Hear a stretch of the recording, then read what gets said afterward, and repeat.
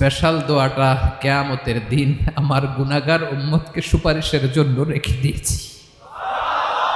আল্লাহ বলবেন নবী ইরফা রাসাক, মাথা তোলেন, আর কাটবেন না।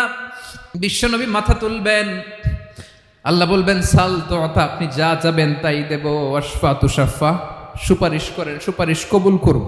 বিশ্বনবী বলবেন আল্লাহ, ওই স্পেশাল দোয়াটা দুনিয়াতে করি নাই, আজকে আমি তোমার দরবারে দাঁড়িয়ে কিয়ামতের দিন ওই দোয়াটা করছি। আল্লাহ, আমার যে উম্মতের হৃদয়ে যাররা পরিমাণ ঈমান আছে, আমার একটা উম্মতকেও তুমি জাহান্নামে ঢুকাতে পারবা না।